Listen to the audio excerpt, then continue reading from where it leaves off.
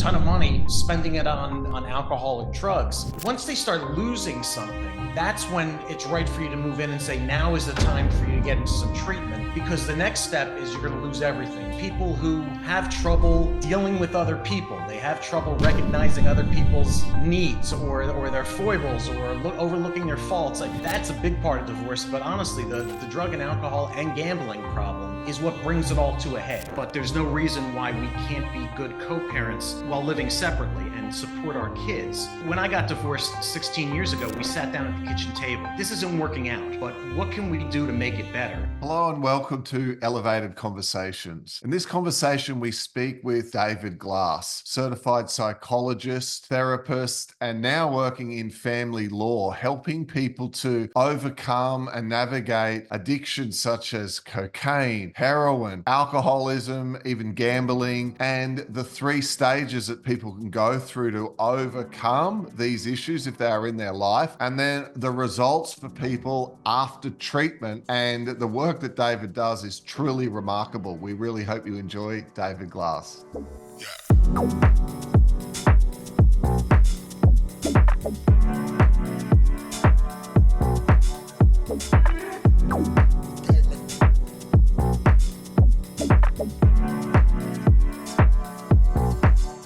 Hi, David. Great to have you on the show. And look, great to reconnect with you because we had a chat some months ago, but this time we're taking a slightly different angle on our conversation today, which I'm looking forward to. But listen, great to connect with you again. Welcome.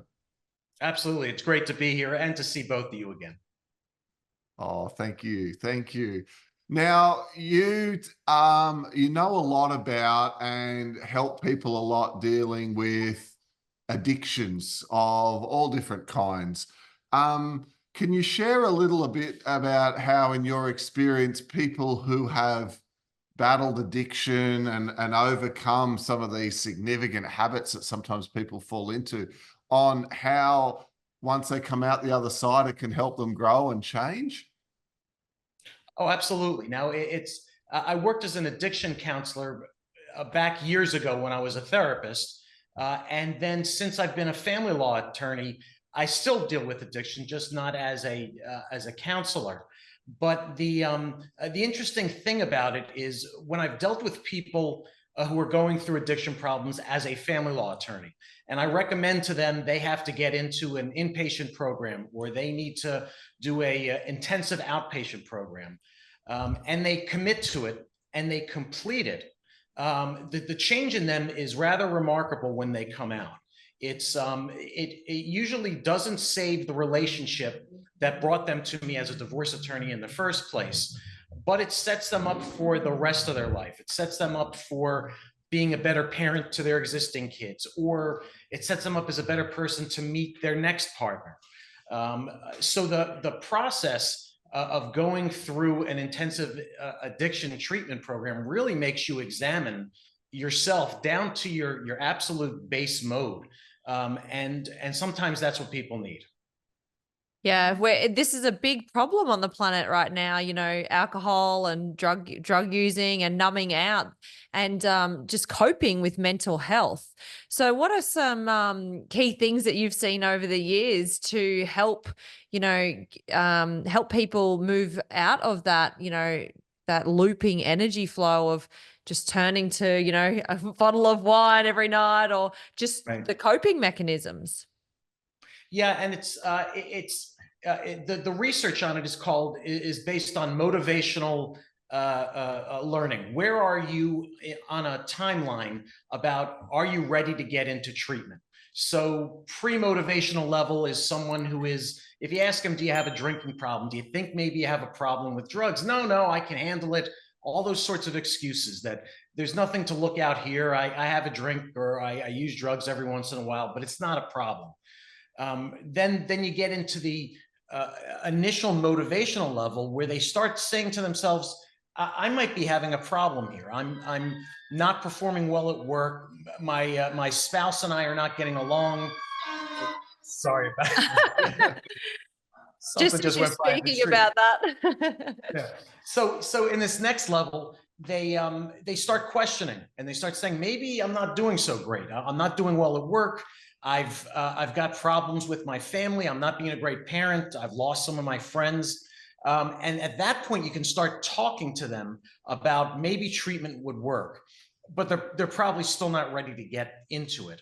It's the next step when they start losing things. They lose a job.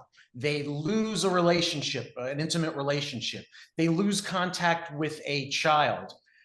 They lose contact with friends, or they lose a ton of money spending it on alcohol or drugs. Once they start losing something, that's when it's right for you to move in and say, now is the time for you to get into some treatment, because the next step is you're going to lose everything. You're going to hit the so-called rock bottom, which is harder to come back from. And do you see this playing out in all different like levels, like in your experience, not just, I guess, professionals as well? Like this is really throughout all levels of humanity, isn't it? Yeah, it doesn't matter if you're a bricklayer or an attorney or a doctor. I mean, some of the most surprising people I've dealt with are doctors who you think would know better. I've dealt with anesthesiologists who are using the anesthesia drugs, the propofol, to get high, and wow. and so and it's available to them, and they're using it while it's really a tragic, scary story, but they go through the same motivational levels. They have the same drug dependence issues. They have the same drug tolerance issues where they have to keep using higher and higher dosage as anyone else, any other walk of life. So it's I mean, most of the drug and alcohol inpatient programs have a somewhat humbling experience when they go into it. People who are used to having car doors open for them and having their reservations ready, and people pick up the phone for them, now have to get used to, we're all here in a circle together and none of us is any better or different than the other. There's a leveling out when you go into inpatient treatment that helps everyone. Yeah. And I really feel like it's probably more common, this like addiction and this energy flow of just going and socially having a drink or having a drink by yourself after work and just numbing the day out so you don't have to think about how it made you feel. Right. So is that what the common theme is people are running away from their, their inner feelings, and they're not knowing how to cope with that? Sure. And that shows up. A lot of it shows up in the choice of drug. So either alcohol or heroin are escape drugs. You drink it until you're numb, where nothing hurts, nothing bothers you. You're not thinking about any of the things that maybe you should be dealing with. And so it's an absolute numbing agent, just to step away. Of course, all those things are there when you get back. And when you get back, you're hungover or you're strung out and you're even in worse condition to deal with them. But that's the style of those drugs. Whereas cocaine is a super stimulant. And often most of the people I've dealt with, either as a lawyer or as a psychologist, are using it to be more social. They have problems being social. They don't know how to act in social situations. They have trouble reaching out and making friends or getting introduced to people, and they use this cocaine and it makes them feel so much more outgoing. And one isn't better than the other. Both of them is covering up for a better understanding of yourself and dealing with your problems in real time. But they're both, any kind of drug or alcohol you use, you're absolutely right, is an escape and an avoidance of trying to figure out what's wrong in my life. What am I doing wrong? How am I picking the wrong people? Do I have the wrong job? Am I hanging around in the wrong neighborhood? Those are the simpler questions you start with, but you never get to them if you're using. Mm-hmm. Now, there's the other big one we haven't really touched on yet is gambling. Gambling. So in your work as a divorce lawyer, is it fair to say that drugs, alcohol and gambling play a role in a vast majority of people you find in front of you? Is that often an underlying cause? It does appear a lot of the time. Yeah. It's those things, and plus just plain old ego problems. People who have trouble dealing with other people. They have trouble recognizing other people's needs or their foibles or overlooking their faults. Like, that's a big part of divorce. But honestly, the drug and alcohol and gambling problem is what brings it all to a head. So that's where the spouse starts saying, you're drinking every night and you're passing out. And I once had a client who said, my husband passes out every night. He comes home and he passes out every night. And she brought out this is before digital pictures. She brought out a bunch of Polaroid pictures of him passed out on the stairs and passed out halfway from his car. It was sort of tragic and comical at the same time that she had taken all these pictures. But it does play a role, and it's the spark that usually gets the other person to start saying, I've got to get out of this relationship. Yeah, I was going to say, like, how do you handle a couple that are going through that? Maybe one is doing that, and, you know, addicted to numbing sensation, and the other, like, that's where we see a lot of divorces happening, I'm sure. Yeah, and it's extremely hard to be in a relationship with someone with any kind of addiction problem, because they stay a long time in that first stage where they're absolutely denying that there's any problem. Maybe they're in the second stage where they're hiding a lot. And denial and then hiding problems is not a good place if you want to be in a relationship. And so there's usually one person who's addicted, and the other person who's trying to reach out to them, trying to talk about things, trying to say, do you know how it makes me feel when I never know what you're going to be when I get home? Are you going to be passed out, or are you going to be the nice version of you? Are you going to be attentive to what I need, or are you going to be completely checked out? When they bring up those things, if the person isn't ready to change, the straight person decides, I can't stay with this person oftentimes. Mm-hmm. And that's when the let's call it the habit has got to the level where it affects the person's performance. Mm-hmm. What about these people who are functioning? You know, it's like this, because there's a lot of people who are addicted to something and you wouldn't actually really know. Yeah. It's, right. Is it a functioning alcoholic? Functioning alcoholic is, I mean, I guess, is that a term? Is that a real thing? It's not a favorite term among therapists, yeah, but it really describes the problem. There are a lot of people who are, through their intelligence or their work ethic or their perseverance or their ability to hide things and act like they are all right, can get away with this. Early in my career, I worked at a public defender's office, and one of the supervisors I worked for would rush all his hearings in the morning, go back to his office, and then start drinking from a coffee cup all day, but he never went to the coffee machine. He had a bottle of something in his bottom drawer. Wow. And as the day went on, he was less and less able to answer questions for the young attorneys who came to him, but he still came to work every day. And I worked there for a year and no one ever questioned him. He went home, he took the subway home, saw his wife, had 2 kids. And so he was functioning, on a level where most people would never guess that there was any sort of problem. I saw the coffee cup and that he never went to the coffee machine. So what's he drinking in that cup? Of course. Of course. So how did you get into helping people with this addiction in your earlier years? What brought you into this kind of energy flow? And the weird thing about it is it was a practical decision for me that then turned into something that I got that I was emotionally connected to.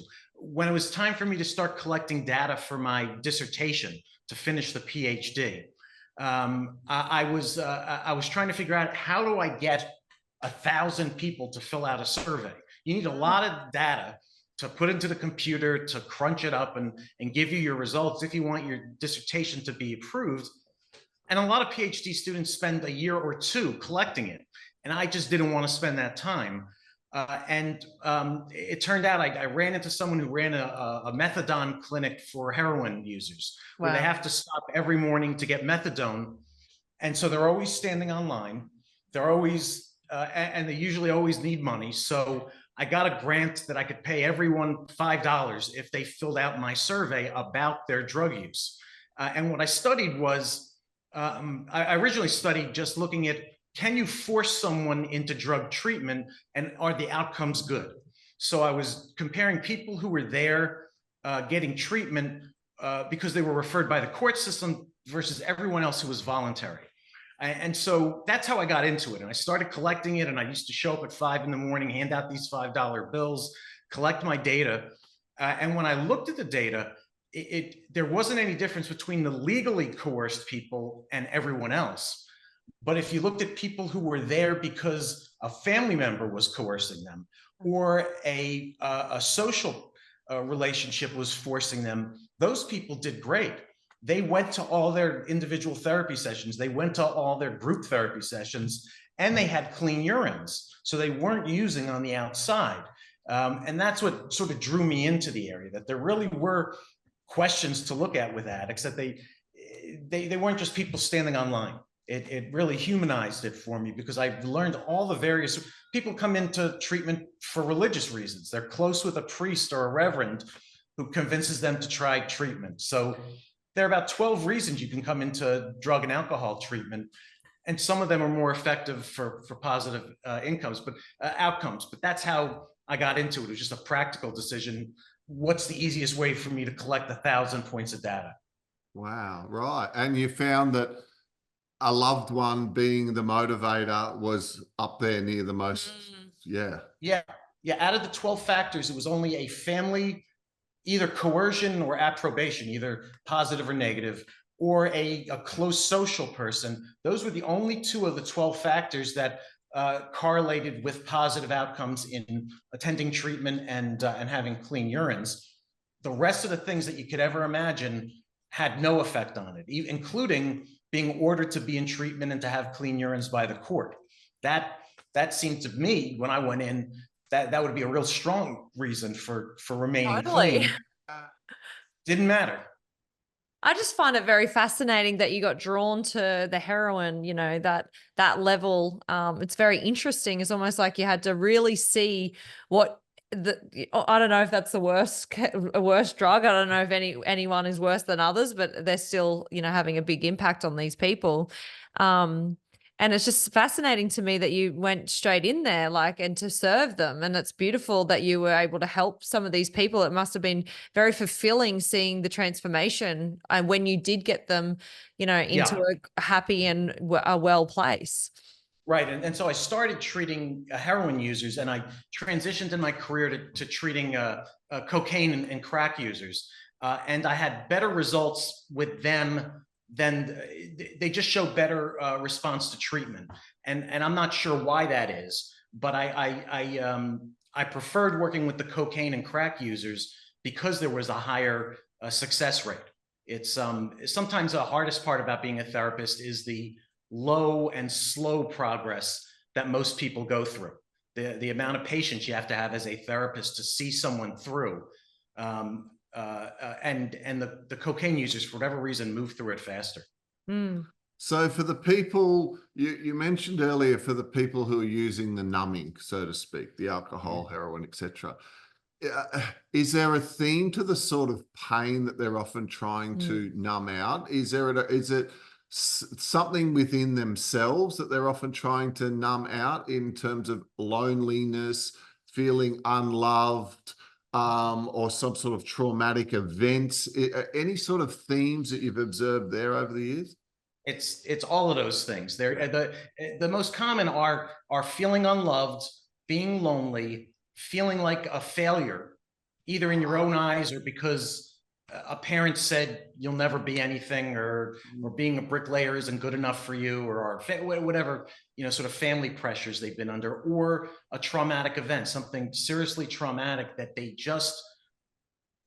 couldn't deal with themselves, as most people can't deal with it themselves, and they didn't get the help they needed to process it, and it was still all inside them, and the only way to deal with it that they could figure out was to use and numb themselves so it didn't hurt so much every day.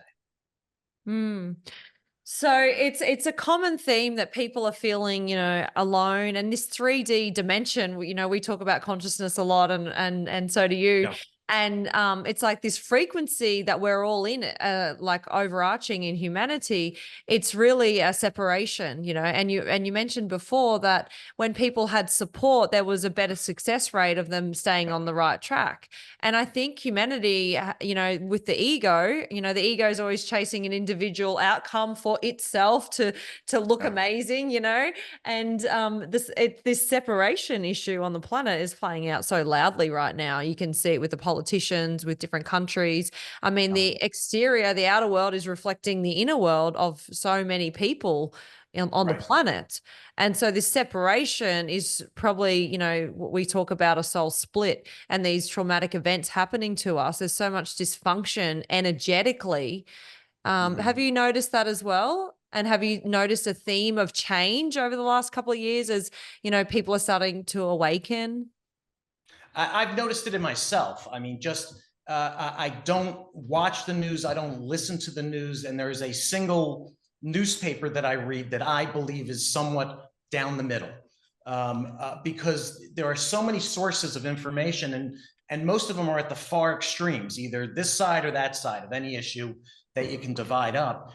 And trying to figure out the difference, or reading what the other side, people who don't necessarily believe what I believe, it was starting to cause a lot of anxiety. And I was worrying about these things that are so much bigger than my individual life. And when I was worrying about those big things, I wasn't paying attention to the close things. I'd go home and maybe I wasn't as interactive with my boys. I've got 7 and 3-year-old boys, or maybe I would start talking about politics with my wife when she wanted me to hear how her day was, or a problem she had with a relative or something like that.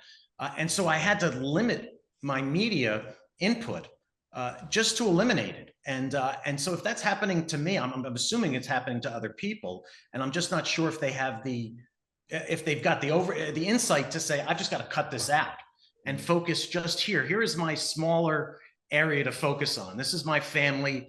This is my extended family. These are my few friends and my neighborhood. And that's where I'm going to focus most of my energy, rather on these big overarching problems that any one of us probably can't change. And I love that. I love that so much, because that could help so many people in their own homes. You know, we're often distracted by all the big circus out exterior, but it doesn't really matter. And what matters is what's in front of us. You know, at the end of the day, our husband, a wife, relationship, you know, to prevent divorce or prevent separation in our home dynamic that's what we can do. Absolutely. And I mean, and years ago, when I was growing up, there were 3 television stations. They were all somewhat down the middle. My dad got a newspaper and he would watch the nightly news, a half an hour and a half an hour. And it wasn't constantly in his face. I don't think my dad had to deal with these sorts of overload issues. I'm sure he didn't. As opposed to now, it's coming at you from everywhere, from video billboards, and you've got to almost have blinders on to try and avoid this overstimulation. Yeah, absolutely. I can remember for myself, my grandfather sitting there and, as you said, watch the first news and then the talk about the news after the news, you know, and reading the paper. And when that time was done, then they would, whatever it may be, there was some sort of other activity or family thing going on. So certainly things have changed. I love the point that you made about people becoming self-aware. Let's move to helping people creating new choices, or even to identify at what point that they think that there may be a problem. When do you feel is the line between a person having an addiction and a person enjoying a glass of wine? Do you get like what's the point? Yeah, I get it. It's hard to say. Every single person's different. What I've seen is people who fall into addictions don't have the stop. They don't have a stop sign at any point. I had a friend who was addicted, an alcoholic, and years before he got treatment, we would go out for a beer, and I'd get a pint and I'd drink half of it, and I'd say, that's enough. That's all I need. And he'd say, you're not going to finish that? And I said, no, I had enough. but he could never leave a half glass. And in fact, he would have one, two, he would drink to excess until he, had to be carried home. And it's the difference in whether it's how you're raised or your chemistry or a combination of it. I just never felt that draw to use more of something than just a little bit. And I consider myself lucky for that, never having to deal with it. But it's the difference comes down to, I think, are you drinking more than you originally intended to, more than just once a week, multiple, like every day of the week? Are you having multiple incidents each week where you either black out or get so high or stoned or whatever it is that you can't interact in the world anymore? And then do you start to lose things because of it? Are friends not hanging out with you anymore? Is your job at peril? That's the sign. That should be the sign for most people that there's something wrong here. Not waiting until they've lost their job, lost their home, lost their money, and they're living on the street. That's unfortunately often what it takes for people to say, I've got a problem here. Yes. That's a very good point, just to help people, because it could be that's highly likely people are watching this go, well, I enjoy a glass of wine. I enjoy having a pint of beer, and as an Australian, you don't leave half a pint of beer on the bar, that's un-Australian, and I joke, but it's where we go to, as soon as the habit starts affecting something, your health, your sleep, your relationship, right, performance at work, even your ability to enjoy the time with the children, right? Or et cetera, or you feel like if you don't have it, it's missing, it's like, oh my God, I can't wait to get home because I need it. You haven't got a choice anymore. It's like you need it. You've lost your free will. Yeah.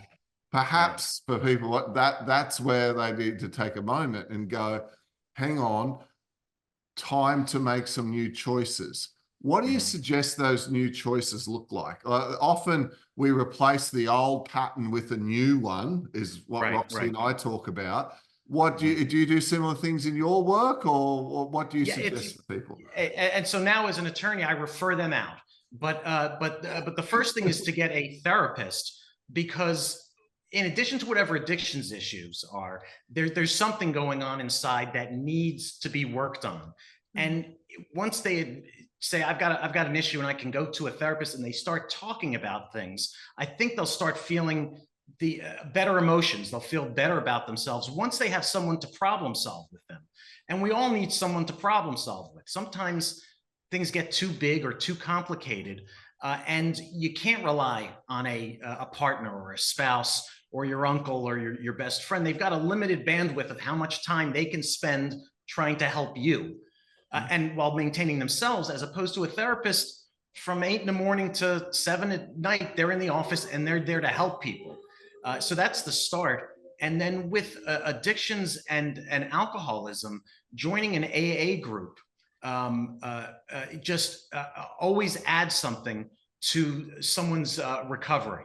It's when I was going through my PhD program, all the professors looked down on this. Oh, it's run by addicts, and there's no professionals in the room. It's the prisoners have the keys to the jail, or whatever they would say about it. But we used to host an AA meeting at the clinic that I worked in, and I would start sitting in on it, and I sat in it with some initial reservations, and then I would see how much it helped people to have other people of various economic strata, social color, everything, all in there, and all talking about, I have the same problem. And they start off by saying, hi, I'm David, I'm an alcoholic. And there's something about that repetition, seeing the same people, doing it multiple times a day, that adds to the individual therapy portion, and I think makes it so much more powerful.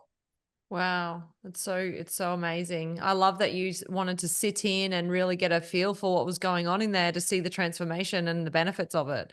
And, like when I think about that, if I ever had an alcoholic problem, I feel like I would feel a bit shameful to even want to go and sign up. And it takes a lot of courage to even get yourself in that room as an Absolutely. alcoholic, you know, because they're probably carrying a lot of shame and guilt around something. And that's just the Right. mirrored energy flow. So tell us, you've worked with Kelly Rutherford, a custody case. What can you Yeah. tell us about that? I can tell you a decent amount of it because it's in California, all the divorce and custody records are public. A lot of this was covered in the media, but I represented her early in her case and late in her case. And in between, she went to about 5 other attorneys. Early in her case, I helped her because she had one child and she had a new baby. And she was living in Los Angeles. She had to fly back to New York to film Gossip Girl, the TV show she was on. And she was having trouble with her husband. And he said, you can't take the children with you. And so we had to go to court to say, she's the primary parent. The baby's nursing. She's got to be able to go to New York, and we'll figure out how to get the husband back and forth to see the kids. And we were successful with that. And then she left for whatever reason, and years later came back to me after the kids had been taken away from her. At some point, she notified the immigration services that her husband's visa had expired. She sort of just a negative thing to do. And he got thrown out of the country. And so his lawyers came into court and said, she reported, he's thrown out of the country. The kids should go with him. And the kids were immediately ordered to go to Monaco to live with their dad. And now she's the one who had to ask for permission to come visit them. So she came back to me, and by that point, it was almost too far gone, the case, to do much help for her. Wow. And that's where it's at right now. I think so. I haven't checked on it. I haven't, maybe that was 8 years ago or something that I last represented her. I don't think much has changed. Unfortunately, she didn't want to do anything differently. She wanted to talk on TV about being a victim and sort of martyrdom, as opposed to, I tell people, if the judge tells you to burn a slipper, walk around the room 3 times backwards, and then throw a toothbrush across the room, you do it. That's what the judge is telling you to do. That's what it's going to take to get believe that you believe in whatever it is. And so you do it. And unfortunately, my feeling was she wasn't willing to do what the court was asking her to do. Yeah. Wow. It's difficult custody cases. Yeah. Have you found a link between family breakdown and custody cases and then people turning to addiction? Can that sometimes be linked? I mean, it can be linked. Honestly, in Southern California, where I practice in Los Angeles, there is so much money and so much ego that people are dealing with. Those are the issues that drive people to argue about kids. Because honestly, on their initial meeting with me, I can tell them, tell me about your story, and I can tell them, this is where you're going to end up. Here's the front door to the building you're going to end up in. We can walk straight down the path and get in it. But they choose to go around the block, hop over a fence, swim across a stream, come around, and they end up in the same place after spending an enormous amount of money, because they feel the need to win. They feel the need to come out on top of someone who they used to try to be equal with, and to hurt the other person. And it never benefits the kids. All that litigation, all that negativity, it destroys everyone, both of the parties and the kids, as opposed to people who just recognize, listen, we can't get along, but there's no reason why we can't be good co-parents while living separately and support our kids. When I got divorced 16 years ago, we sat down at the kitchen table and said, you know, this isn't working out, but what can we do to make it better? And it's all right. Well, I think we would both be better with other people who have similar ideas or whatever it was. And we were friendly, not friends. We didn't go out socially, but we were friendly all the way through my daughter's minority. And even now they're adults, they're out working, they're off the payroll, successful people. But there was never anything to argue about. Off the dad payroll. Yeah. I just took the younger one, who's 23, off of car insurance. So that was the, but I've got a new family. I've got the 7 and 3-year-old boys. And so I've got a long way to go before I get to that again. But the point is that we had totally different viewpoints. We couldn't get along. We weren't arguing and yelling, but we just weren't close. And the two of us figured out a way to make this work for our daughters so that they never felt any tension. They never felt that they were being shuttled back and forth. They didn't feel like they were being argued over. And that's the best possible result if you're breaking up and you have some kids. Well And done. she found a new partner, and she's been remarried 14 years. I found a new partner. We've been married 14 years. Both of us are way happier than we ever were. And as a result, our daughters are happy, successful people. We've supported them all the way through and shown them two very different lifestyles of how to live.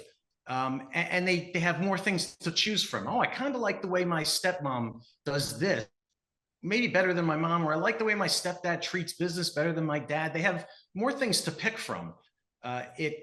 Obviously, it's not the optimal result for kids, but it's not a far second. Yeah. Congratulations. It's so good that you made it work. And then you're moving into this work. You by their works, you shall know them. And you're running and being in that role in those shoes to help inspire other people going through that hard, that moment in life. So yeah, thank you so much for coming on the show today, Elevated Conversations. It was certainly elevating and I think very helpful for a lot of people going through that dark night of the soul with addiction, with breakups, divorces, and just separation in the world. So thank you so much, David, for coming on today. Absolute pleasure talking to you.